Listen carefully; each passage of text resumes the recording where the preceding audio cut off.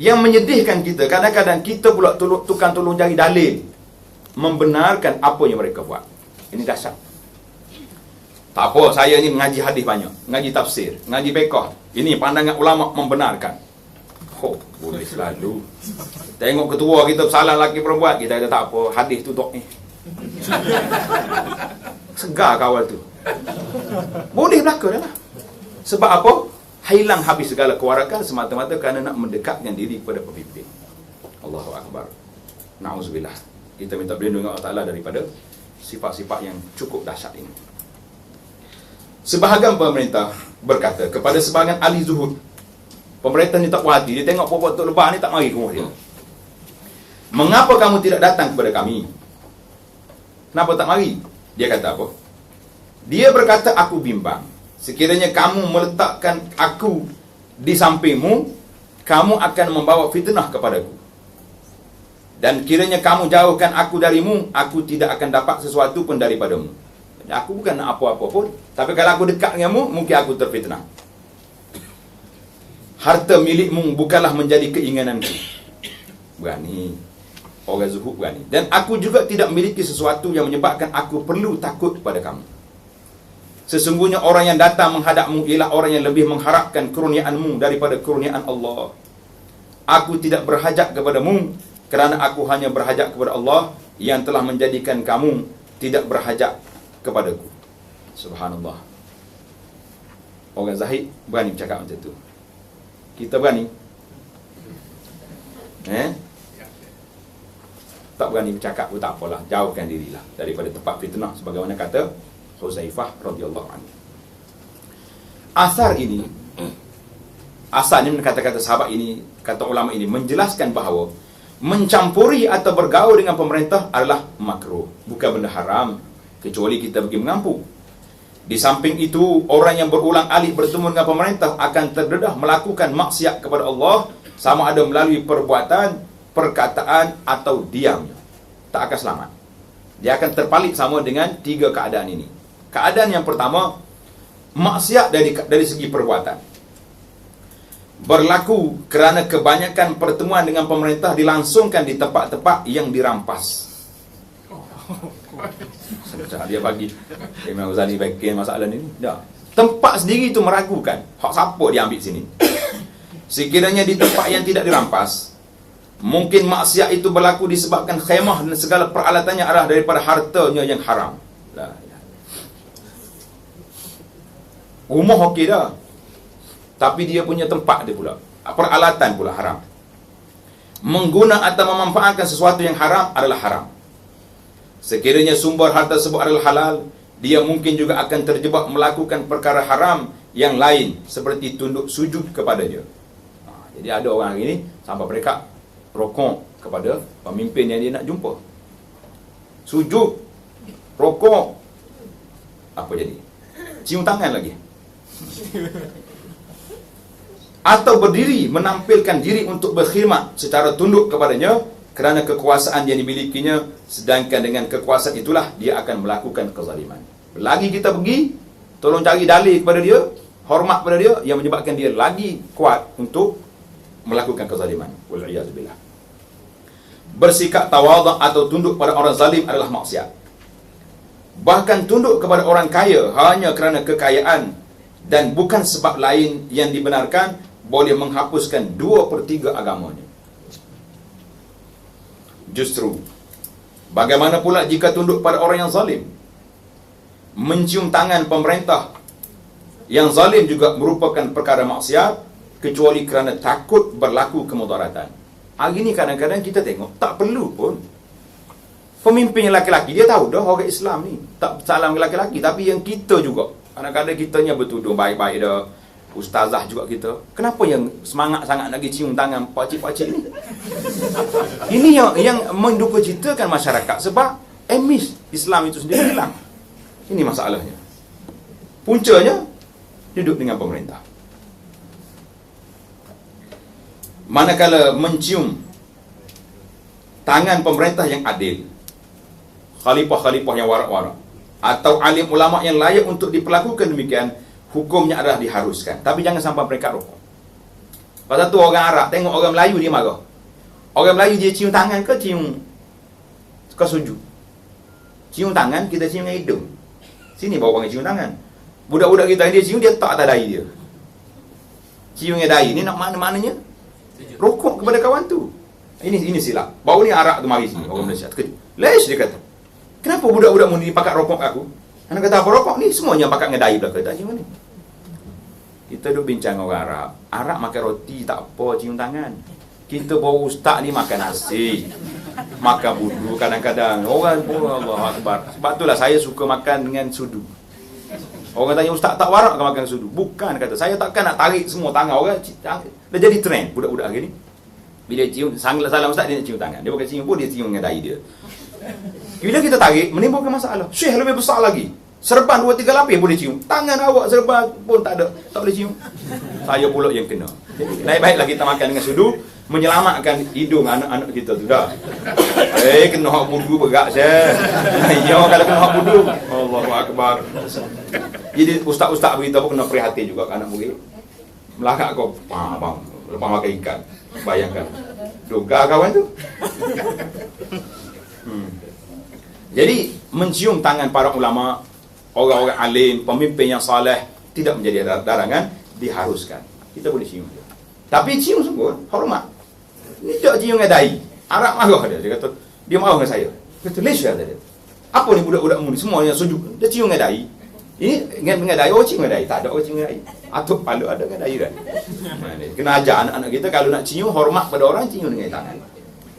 Waktu tahan lah, napas jangan duduk nyawa situ lah. Kalau lepas makan dah. Saya kena marah, dia kata ustaz makan dengan sudu. Saya kata saya nak jaga. Beratus lagi orang yang nak salam lepas pada ni. Berat juga kena.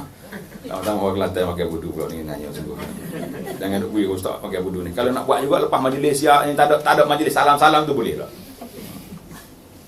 Golongan yang lebih, yang lain daripada itu, lain daripada ni.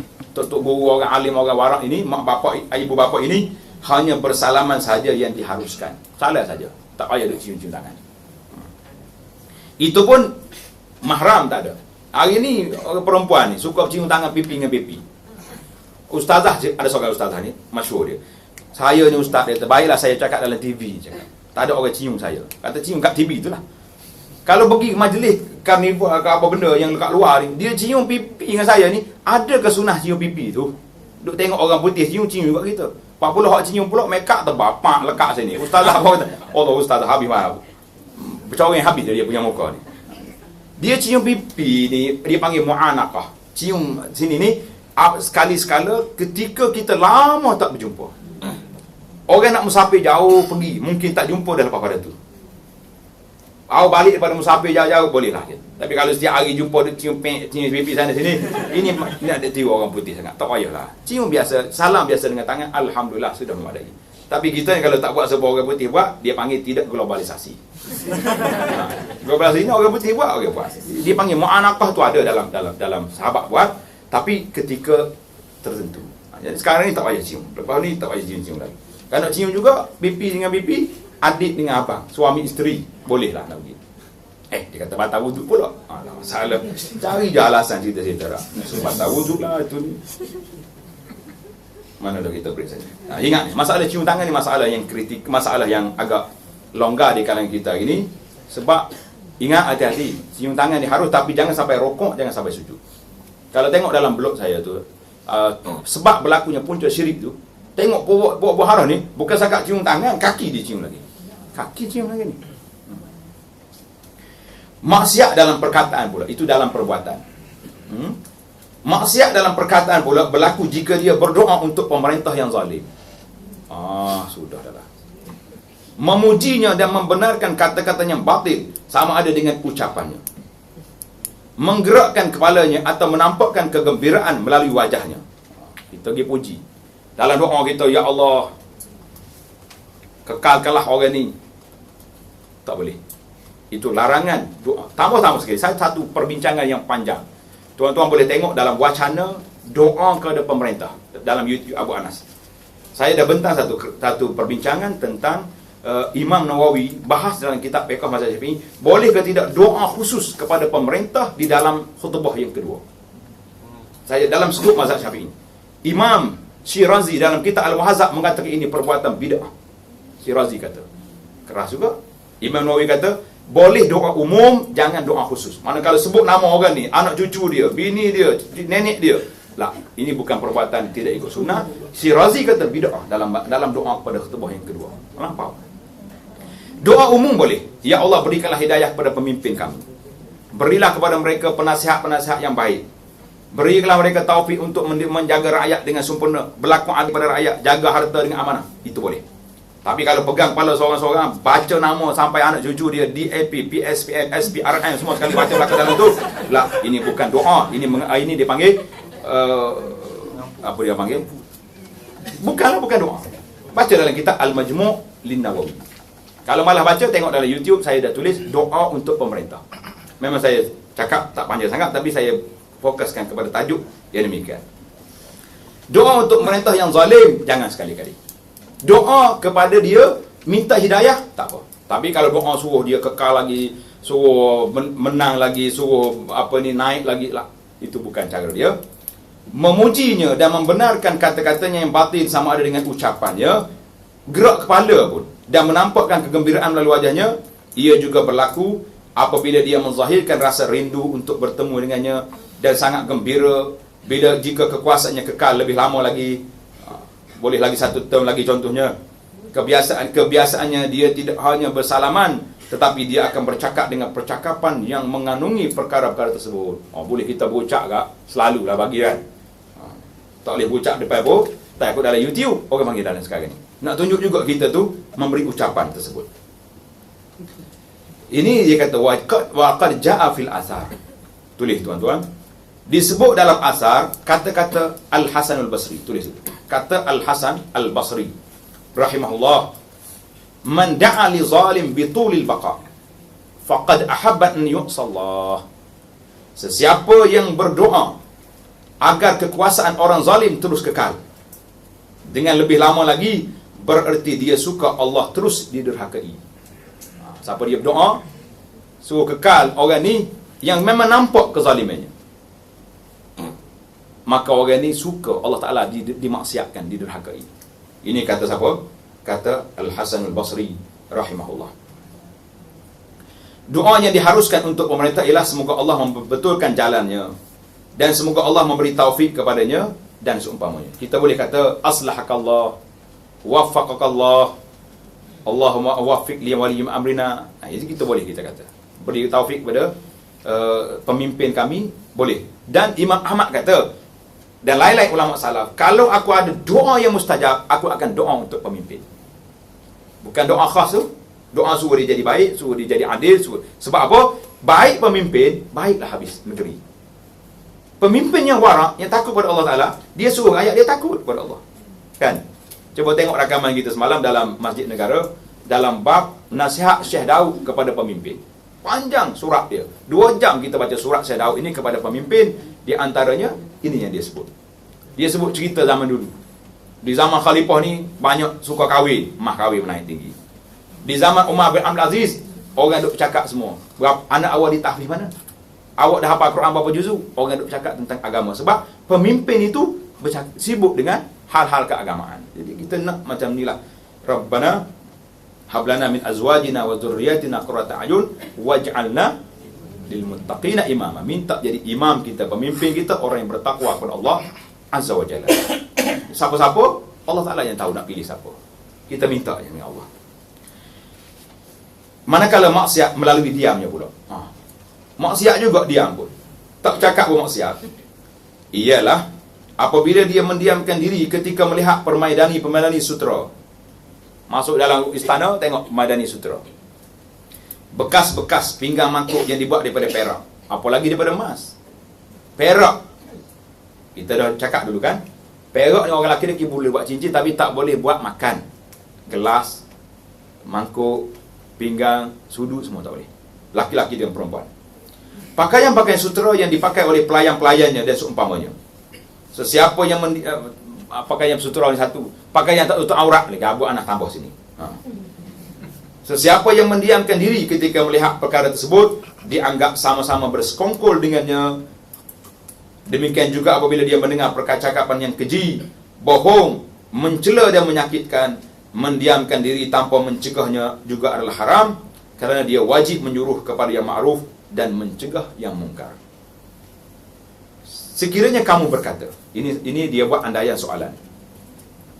Dia mendiamkan diri kerana bimbangkan keselamatan dirinya, maka diamnya itu boleh dimaafkan. Oh, dia bukan tak nak jadi syaitan bisu. Cuma kalau dia bercakap, tak dia pergi dah lepas ni. Apa nak kata?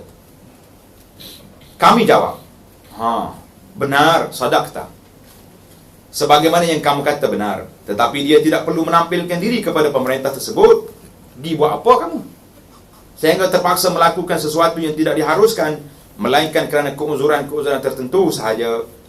Ini kerana sekiranya dia tidak masuk ke majlis pemerintah itu, tentu dia tidak akan menyaksikan kesemua perkara mungkar tersebut. Jelas pada kita. Saya sewaktu mula-mula nak masuk dalam istana, macam-macam orang ajar protokol. Gini. Saya duk kata, saya boleh setakat ni je. Lebih pada tu, dah. Ini untuk Allah saja saya kat sini. Dia orang terima, tak ada masalah. Alhamdulillah, boleh masuk. Kalau tidak, tak masuk. Kita pergi sekat pintu je lah. Kadang-kadang, yang melampau ni kita juga nak sangat. Orang yang berkenaan, tak ada masalah apa-apa pun. Ni tidur ni, setengah-setengah dalam majlis-majlis rasmi kan. Kawan tu paling ke sana. Dia paling kat ni, nak bangun kita dah. Ni juga. Siapa nak tengok dia? Dia berdoa sangat. Orang kata, melampau sangat ni. Lebih-lebihnya, mengampu lebih pada hak ni. Justru itu. Tidak wajiblah kepadanya menyuruh atau mencegah. Sesiapa yang tahu bahawa kemungkaran berlaku di satu tempat dan sedar dia tidak mampu untuk mencegahnya, jika berada di situ, dia tidak harus pergi ke tempat tersebut. Selesai masalah. Kita tengok dalam kad jemputan kita, orang besar-besar panggil. Majlis ada apa ni? Ada menyanyi. PSY. Mari, contoh. Tak sogi lah kalau kita tak lengkap. Pergi buat apa kamu duduk sengih itu? Saya kena pergi. Saya tukang baca doa. Kesian ustaz-ustaz kita. Kadang-kadang bertaraf besar juga dia. Dengan samping, dengan songkok baca doa. Begini baca doa. Sudahlah mengapu-ngapu, sudah baca doa, naik buat penyanyi pula. Pak mana habis songkok ustaz terbang terus. Tak payah pergi awal-awal lagi, minta uzur, saya tak boleh pergi. Sebab majlis ini majlis sedemikian. Kalau tu dalam undang-undang kita ini, pembukaan majlis boleh baca Quran, tapi penutup akhir tidak ada. Sebab banyak majlis-majlis yang ahli-ahli protokol lebih tahulah. Orang-orang besar-besar belakang sini. Mungkin kita minta satu hari ahli protokol yang besar-besar ni boleh cerita kat kita sikit tak? Macam mana protokol yang berlaku kepada majlis-majlis macam ni, sesuai tak sesuai kita pergi. Faslun fi dukhuli 'ala al-umara az-zalamah bi'uzrin. Jadi ini perbincangan kita yang terakhir ni. Fasal pada menyatakan bertemu pemerintah yang zalim dengan alasan yang diizinkan oleh syarak. Bukan kata tak boleh pergi semua, kita kena pergi. Ramai ulama-ulama yang hebat. Ada kalanya Imam Nawawi contohnya, dia tulis surat kepada pemimpin. Izzuddin Abdul Salam pergi engkar kemungkaran secara direct. Ada. Sekiranya seorang itu terselamat daripada fitnah yang disebut di atas, tapi Syekh kata apa? Wahai hat, jauh sekali akan selamat. Sedap juga dia. Kalau andainya kalau selamat, tapi tak selamat kalau pergi. Dia tidak akan terselamat daripada kerosakan yang melinak masuk ke dalam hatinya dan boleh mempengaruhinya kerana melihat kenikmatan yang melimpah ruah di sana. Ini menyebabkan dia memandang rendah nikmat Allah kepadanya. Kemudian orang lain juga akan mengikut jejak langkahnya untuk mendampingi pemerintah yang kaya raya. Ini akan menambahkan lagi pengaruh komuniti zalim tersebut. Muksiran lisawari zalamah. Jadi kita membanyakkan lagi pengikut-pengikut yang menyebabkan orang zalim lagi semangat. Sebab apa? Sebab ada para asatizah, ustaz-ustaz kita ni yang pergi tempat dia, membenarkan apa yang mereka kata. Lagi dahsyat. Kalau tak pergi, senyap tak apa. Dah tak berani nak larang, senyap. Tapi kalau pergi, bermasalah. Yang masalahnya bukan sakat pergi, bukan sakat nak mendampingi. Kita tumpang sama, memberi sokongan dan hujah-hujah yang boleh menyebabkan mereka lebih kuat lagi untuk melakukan perbuatan tersebut. Diriwayatkan daripada Sa'id ibn Musayyib, seorang ulama tabi'in ini hebat, tokoh ulama besar di Madinah.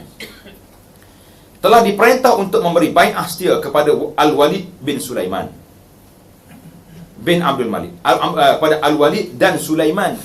Dua orang ini anak kepada Khalifah Abdul Malik bin Marwan. Apa Said kata apa? Beliau berkata, selama mana ada malam dan siang silih berganti, selagi itulah aku tidak akan memberi bai'ah kepada kedua-dua mereka.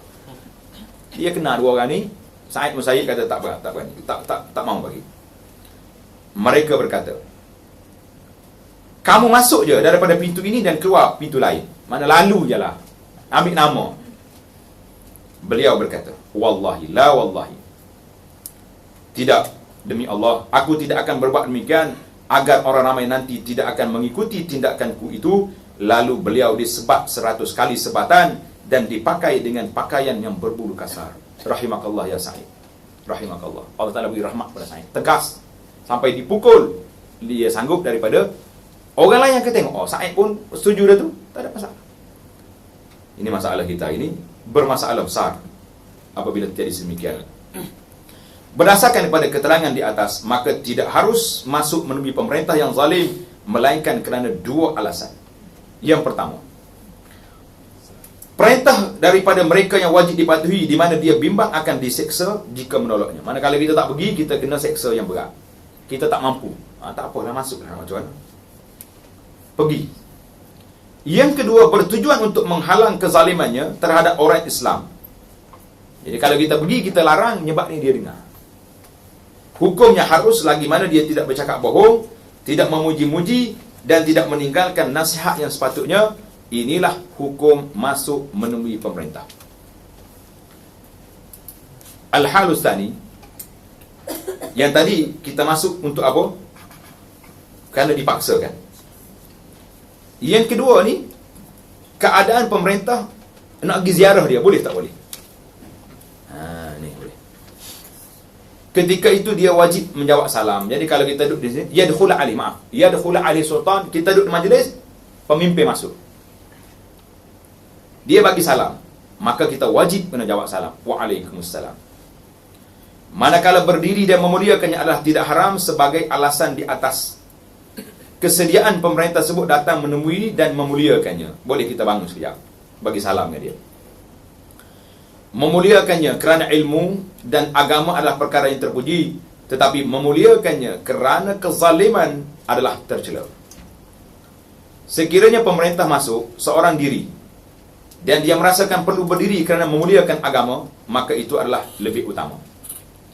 Sekiranya dia masuk bersama rombongannya, maka meraihkannya dengan cara yang layak dengan kedudukannya di kalangan rakyat yang bersamanya adalah perkara yang terpuji dan patut dicontohi. Tidak salah berdiri menghormatinya kerana niat dengan tujuan yang tersebut. Manakala kita tak bangun, orang tengok pelik dia ni. Macam teroris pula. Bangunlah, hormat. Sekiranya menyambut kedatangan pemerintah. Cerita ni berlaku ni. Dalam majlis besar-besar, kita penceramah masa lagu negaraku. Kalau seorang ni tak bangun, agak-agak apa jadi? Batal ceramah saya rasa. Bangun juga kita, sengih kita. Orang duduk negaraku, kita duduk subhanallah, alhamdulillah, wala ilaha illallah, wallahu akbar. Apa dia negaraku? Nak baca. Zikirlah kita ni, tapi kena bangun. Ada lagi majlis kena bangun lagi. Pasal kena bangun, kita kena bangunlah. Sekiranya menambut kedatangan pemerintah tanpa berdiri tidak membawa kesan negatif kepada orang ramai, tak payah bangun, dan dia tidak dimurkai, maka lebih baik dia tidak berdiri. Kemudian dia wajib menasihatinya dan memberitahu kepadanya tentang perkara haram yang berlaku jika dia tidak mengetahui. Jadi kalau kita boleh tak bangun, kita duduk ya, tak apa. Jadi kalau tak mau bangun, senang ya. Kita pergi naik wheelchair, suruh orang tolak, tak payah bangun dah. Selesai satu masalah. Kalau dipaksa untuk pergi lah, kalau kita paksa. Kita ni ulama besar contohnya, naik atas kereta orang tolak. Selesai. Ada ulama besar macam dia tak mau, duduk atas kereta. Sekiranya menyambut kedatangan pemerintah tanpa berdiri, memberitahu pemerintah berkenaan haramnya kezaliman dan minum arak, tidak membawa makna apa-apa makna dan faedah, dia sepatutnya menggerunkan sebenarnya dari melakukan maksiat jika dia menyangka bahawa tindakan menakutkannya itu memberi kesan. Jadi kita kena peringatkan bahaya zalim, benda-benda macam ni, ambil harta-harta yang tak betul ni. Dia juga perlu membimbingnya ke arah kebaikan apabila pemerintah yang zalim menggunakan cara yang menyimpang untuk mencapai sesuatu matlamat, sedangkan dia mengetahui bahawa di sana terdapat cara yang dibenarkan oleh syarak yang boleh mencapai matlamat tersebut, dia hendaklah menjelaskannya. Jadi kalau kita boleh pergi dekat dengan pemerintah, kita boleh bagi nasihat kepada dia, kita bagi nasihat. Keadaan yang ketiga. Keadaan yang kedua tadi, kalau pemerintah mari, kita ni pegawai, duduk sini, tak apa, kita sambut dia datang. Hormat. Yang masalah yang pertama tadi, kalau kita nak pergi, saja-saja nak pergi, semangat sangat nak pergi ni. Ini masalah juga. Keadaan yang ketiga, memutuskan hubungan dengan pemerintah secara total. Kita tak pergi teruslah. Saya ni al-faqih ilallah. Tak payahlah duduk kat surau je lah. Boleh tak boleh? Dia tidak berjumpa dengan pemerintah dan mereka juga tidak berjumpa dengannya. Inilah jalan yang lebih selamat. Tak usah jadi orang besar lah. Tak payah. Tak dapat pakat datuk pun tak apalah. Kita duduk diam gini je. Nak boleh datuk, cari cucu. Boleh datuk tak apa. Allahu Akbar. Adalah 2-3 perkara yang kita rasa kadang-kadang bimbang, takut. Beberapa jawatan yang kita rasa kalau kita terima jawatan ni, kita terikat dengan protokol-protokol gini, maka kita berdoa dengan Allah SWT supaya tidak terdapat jawatan tersebut. Inilah jalan yang selamat. Kemudian dia juga seharusnya yakin bahawa pemerintah itu sendiri benci terhadap kezaliman mereka. Oleh kerana itu, maka dia tidak berkeinginan untuk berjumpa dengan mereka, memuji-muji dan bertanya khabar mengenai mereka. Dia juga tidak akan menghampiri golongan yang rapat dengan mereka dan tidak akan menyesal lantaran tidak mendapat apa yang harusnya dia perolehi kerana menjauhkan diri daripada mereka. Jadi kalau kita tak pergi dekat, kita tak dapat pangkat, tak dapat projek-projek, tak apalah. Kita cari projek yang ada dengan jalan yang lebih selamat, lebih baik. Salah seorang ulama berkata, antara diriku dengan pemerintah hanyalah 1 hari. Apa dia nak ni? 1 hari ya. Innama baini wa bainal muluk yaumun wahid. 1 hari yang telah berlalu semalam, maka mereka tidak dapat merasai keseronokan hari tersebut, atau hari esok yang mana aku dan mereka dalam keadaan bimbang, tiada kepastian sama ada hidup atau mati, maka tinggallah hari ini. Apakah agaknya yang mungkin berlaku pada hari ini? Jadi orang-orang warak dia kata macam itulah, tak payah. Masalah, apabila sultan atau pemerintah mengirimkan harta kepada kamu untuk diagih-agihkan kepada golongan fakir miskin, dia beri wakil kepada kita. Sekiranya kebanyakan kamu hendaklah melihat, sekiranya harta tersebut adalah hak milik yang tertentu, maka haram kamu mengambilnya. Sekiranya ia bukan hak milik sesiapa, ia hendaklah disedekahkan sebagaimana yang telah dijelaskan dahulu, dan dia boleh menguruskan pembahagiannya kepada fakir miskin. Kerana itu kadang-kadang kita ni orang besar-besar, memimpin yang hebat-hebat, nak beri ustaz, kerja-kerja dakwah ustaz ni bagus, kalau ambil sumbangan saya sikit, kita pun rasa bimbang. Sebab harta dia tu banyak sangat projek. Dengan gaji yang dia ada tu bertaraf sekian-sekian, tak akan dapat kalau dia tidak guna saluran-saluran yang tertentu. Jadi baiklah dakwah kita ni berjalan dengan cara kita tak ada kopiah, tak ada sampul-sampul ni, lebih aman daripada kita menerima minnah daripada orang besar-besar yang akhirnya kita terkunci, tak berani nak kata sebab ada minnah, ada sumbangan yang kita kena fikirkan. Di kalangan ulama ada yang enggan menerima kiriman tersebut. Sekiranya kebanyakan harta yang ada pada mereka adalah haram, bermuamalah dengan mereka adalah haram. Berkenaan jambatan-jambatan, masjid-masjid dan tali air yang dibina oleh pemerintah yang zalim, dia hendaklah memperincikan keadaannya.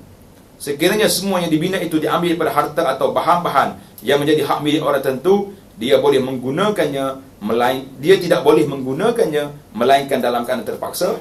Sekiranya tidak diketahui pemiliknya, dia boleh menggunakannya, namun lebih warak jika dia tidak menggunakannya. Wallahu alam. Inilah perbincangan yang panjang di dalam bab adab-adab mengelakkan diri daripada perkara syubhat. Sebab apa dia bawa masalah pemerintah ni dalam bab syubhat, para muslimin dan muslimat sekalian? Kerana kebanyakan harta pemerintah ni ada masalah. Kecuali yang betul-betul warak, yang tak ambil rasuah, yang tak ambil tu, tak ambil ni. Kalau tidak, lebih baik jauhkan diri sebagaimana kata syekh kita ni. Kalau kita boleh pergi untuk nasihat, pergi. Tapi kalau kita pergi dinasihati, jangan pergi. Itu ada perbezaan yang sangat ketara. InsyaAllah kita akan sambung dalam bab yang ke-11, Kitabu Adabis Suhbati wal Ukhuwah wa Mu'asyaratil Khalqi wa nahwi zalik. Adab-adab persahabatan persaudaraan, pergaulan bersama dengan makhluk dan seumpamanya dalam jalsah kita yang akan datang, insya-Allah. Jadi menarik kita ini, alhamdulillah. Kerana kita ini kita tasawuf orang panggil. Tapi tasawuf ni dia bukan duduk ngatik duduk dalam bukit je. Dia nak betul hati ni bermula daripada mana? Daripada sikap kita, daripada amalan kita, daripada ibadat yang kita buat ini, kerana ada kaitan dengan semua perkara ini, insya-Allah. Ada soalan pula ni?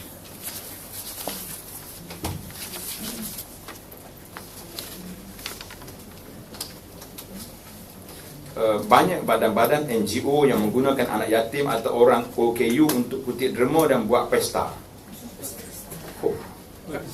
Contoh kemarin ada persembahan nyanyian dan tarian orang OKU di Putrajaya. Saya tak tengok ni tak tahu apa benda. Tapi kita ingatlah orang OKU ni manusia. Cuma mereka dilahirkan dalam keadaan sedemikian. Jadi janganlah kita ambil kesempatan kerana nak kutip derma pada mereka dengan kita buat majlis-majlis mungkar dan maksiat. Kesian kepada mereka. Dalam anggotanya macam ni pula kita rusakkan hati mereka pula dengan perkara-perkara yang sedemikian ini. Kesian kepada mereka. Tajuk dia kesian kepada mereka tapi buat majlis maksiat. Kesian pula gitu. Mendirikan kediaman di atas tanah milik orang yang telah mati. Orang bukan Islam. Rumah tersebut pula disewakan kepada orang lain. Tanah tersebut tidak ada waris. Apa hukumnya? Ini kita bagi dua dah. Nak bagi apa ni? Apa dia? Kalau dia tak ada, memang tak ada pewaris, orang bukan Islam ni, saya tak tahu macam mana nak bawa ke mana. Tapi dari segi hukumnya, kita nak sedekah pun sedekah dia tak boleh terima. Yang orang Islam tadi kita sedekah sebab dia boleh ambil pahala. Cuma boleh juga kita sedekah, mudah-mudahan kalau tuan dia masuk Islam, dia boleh ambil pahala tu. Tapi kalau dia tak masuk Islam, boleh kita ialah pahala. Adakah air kecing unta kategori najis sebab ada ustaz yang kata boleh minum susu unta campur dengan air kecing unta. Suruh ustaz tu minum dulu. Ambil, dia kata ustaz, dipersilakan air kecing unta. Saya jemput ustaz minum, dia tak akan minum. Kita nak cakap dalam bab hukum, ada puak-puak oraniyin yang sakit perut Jawa dalam perut dia, Nabi benarkan mereka minum air susu unta, air kecing unta dengan sebab penyakit. Tak ada sahabat kata sunnah minum air kecing unta, tak ada. Kalau sakit, doktor kata ubatnya air kecing unta, boleh minum. Jangan duduk cerita semua sekali, sikit lagi keluar pula dalam radio sunnah minum air kecing unta, baru mati kita ni. Duit dividen EPF digunakan untuk memberi zakat. Dividen EPF tu macam mana? Yang EPF ni yang kita ambil duit kita tu pokok simpan, tak ada masalah. Dividen dia tu macam mana? Siapa yang dapat maklumat ni?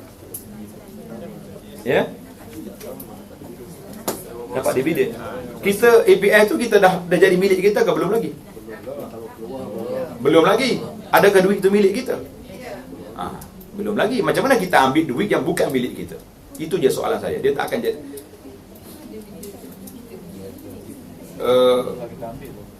pendapat ustaz, telekong Quran terjemahannya diwakaf pada hospital diambil oleh orang yang guna tersebut sebab alasan dia tak mampu beli Quran terjemahan. Dan kalau orang wakaf untuk hospital, untuk baca di hospital, tak boleh ambil. Itu wakaf di situ. Kenapa pula kita nak pergi angkat balik rumah kita, kan? Kalau tak mampu nak baca, pergi di masjid. Banyak Quran-Quran di masjid tu, baca Quran. Nak klik rumah dah pula dah. Benda yang diwakafkan ikut syarat dia, syarat wakaf tu. Bagaimana pendekatan kita, halal haram, syubhat, was-was kita terhadap kedai makan tuan punya bukan Muslim, tapi kesemua pekerja adalah Muslim dan punya logo halal. Itu saya sebut tadi, waraknya tak usah masuk lah. Kita kata benda ni ada syubhatnya. Tukang masak Islam, betul, dia masak Islam, tapi barang-barang tu mari daripada mana? Bahan tu daripada mana? Adakah tak ada campur tangan tuan dia sekali-sekala pergi masuk campur dia buat situ juga? Jadi kalau tidak haram pun ada berlaku sedikit syubhat di situ. Jadi mengelakkannya adalah warak, lebih baik daripada banyak lagi kedai-kedai makan, kecuali kita pergi di negara yang memang tak ada orang Islam. Kedai tu ya ada logo halal. Bismillah. Macam mana? Macam kita pergi negara China, tak jumpa tempat. Saya pernah pergi di Bangkok sekali. Ini cerita betul. Sampai-sampai cari tempat orang Islam tak jumpa. Sewa kereta tuk-tuk yang tayar 3 tu, kata bawa aku masjid. Dia bawa. Lama dah saya berjalan masjid, dia masuk situ, masuk sini. Sama-sama pergi tempat ketik Tok Chah besar sekali. Hoi, kata ni, Muslim. Aduh. Balik ke hotel semula, tak jumpa cari orang Islam, tak jumpa. Nak kontak kawan saya, patut tunggu di airport, tak datang. Nak pergi hotel Melayu orang Malaysia, tak ada. Akhir sekali balik ke hotel, cari dalam bekas beg kita ni, rupanya ada makanan yang kita ada bekas sikit, biskut, makan yang tu je. Nak makan, tak berani. Dia kata, jangan makan ni, makan sayur. Tapi minyak dia, campuran dia, tak ada bersih, tak bersih. Ini je. Kita cubalah, kita berpuasa boleh. Kenapa tak makan satu hari tak boleh? Jadi masalah makanan yang bukan Islam, saya kata dari segi waraknya kita tinggalkan. Banyak lagi restoran lain yang Islam 100%. Kenapa nak pergi sangat cari yang bukan Islam? Yang pertama sekali kita bantu orang Islam yang bahkan bayar zakat. Yang kita pastikan, ni banyak ni sahabat-sahabat kita ni, buka kopitiam di Kuala Lumpur ni. Kita cuba linkkan ni dengan sahabat-sahabat kita yang memang bersemangat untuk kerja-kerja dakwah macam ni. Kita pergi makan pada dia akan bayar zakat untuk kerja dakwah. Kita pergi makan pada dia, sumbangan dia banyak, dia akan infak ustaz-ustaz yang beri ceramah. Kenapa pergi cari dengan tokek apek yang memang tak akan beri sumbangan pada penceramah? Kau beri. Tak ada apa-apa pulangan selain pada boleh makan. Kalau kita tak kata haram, minta maaf. Tapi ada benda lain yang kita kena teliti.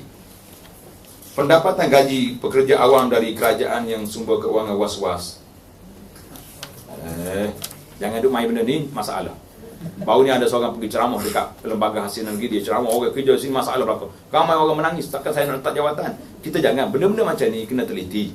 Cakap-cakap macam ni bukan sebarangan boleh jawab, kerana ada benda-benda yang kaitan-kaitan yang tertentu.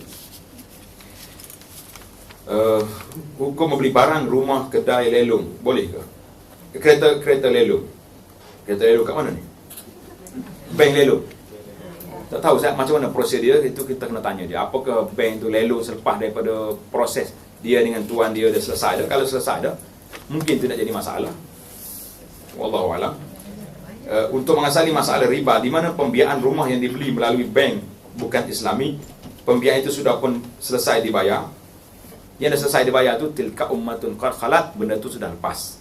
Kita taubat kepada Allah Ta'ala benda yang lepas, dan kita bersyukur kepada Allah Ta'ala kerana kita belum mati lagi sebelum kita bertaubat. Ya, selepas kita sempat bertaubat, alhamdulillah. Jangan diungkit lagi benda tu. Ada satu kitab, satu Al-Malul Haram. Memang dia bahas panjang masalah ini, benda yang kita dapat di zaman dulu. Jadi jangan tak terlibat dengan kezaliman, rampah orang, itu lain cerita. Penggunaan kalimah Allah kepada non-Muslim, kenapa kita tak nak bagi orang Islam guna kalimah Allah? Apa masalah dia guna? Kalau dia guna kalimah Allah, yang kita akan perkenal kepada mereka, Allah ini sifat dia. Mereka akan jadi lebih dekat kepada kita. Ini masalah kita sekarang ni, monopoli. Kalau orang nak guna kalimah Allah, tak boleh. Tapi orang tulis lama dah, boleh pula. Berlarak sana sini nak jaga kalimah Allah. Pakai baju ketak-ketak, tutup aurat, itu kalimah Allah tu, jaga macam tu. Masalah kita ini lebih kepada sentimen permainan, isu-isu dimain oleh sebahagian orang yang terlalu bersemangat, tapi tidak di atas landasan ilmu yang sepatutnya. Dalam Quran sebut banyak sekali. Kalau ditanya kepada mereka, la yaqulunna Allah, orang kafir kata Allah. Nabi tak larang pula menyanyi kata. Kena kata God kat situ. Masalah. Saya tak nak ulah banyak. Saya pun tak setuju. Kalau boleh negeri yang belum lagi membenarkan orang kafir guna kalimah Allah dalam kitab dia, itu lebih baik. Tapi yang realitinya mereka telah guna. Tuan-tuan yang selalu berjalan kat hotel-hotel, kat besar-besar, tengok dalam laci meja tu, yang ada Bible tu, ada tak kalimah Allah dalam tu? Kenapa tak mengamuk? Kenapa tak berlagak demonstrasi di depan hotel tu? Kenapa guna kalimah Allah? Ni orang tak buat apa-apa lagi, kita duduk mengamuk. Daripada kali nak guna kalimah Allah, yang dah guna dah tak mengamuk. Masalah dia bila masuk campur tangan permainan-permainan ni, banyak masalah. InsyaAllah tuan-tuan boleh baca dalam isu ini. Tengok ceramah Zakir Naik contohnya, Ahmad Didat dalam masalah ini, dia sangat peka. Kalau saya nak cerita masalah ini, kalimah Allah ni, God, siapa dia yang terjemah? Yang asal yang mari daripada kalimah Eloha, Eli, semuanya akhir sekali dia akan pergi pada Allah. Dia selain dia tak ada sebut Allah, dia sebut macam tu. Akhir dia nak pergi pada Allah, kata-kata dia. Ya, tak sadut main sensitif lah dengan isu ni. Kalau nak jaga sungguh, kalimah Allah tu Nabi kata apa? Man qatala litakuna kalimatullah yal ulia. Siapa dia berjuang untuk menegakkan kalimah Allah. Kalimah Allah di sini bukan tulisan ALLS. Kalimah Allah di sini dengan mana dinullah. Kita belagak nak jaga agama Allah, saya pergi sekali dengan tuan-tuan. Tapi kalau belagak pakai baju merah, tulis ALS, yang perempuan tak tutup aurat, jaga kalimah Allah, anak kata orang ni dulu kena laknat ke Tuhan. Main-main dengan agama. Kalau ada beli kereta tapi dengan pinjaman konvensional bagaimana? Perlu ditukar, kena tukar. Pergi dekat Islamic Bank, suruh dia tukar, refinance balik. Selamatkan diri.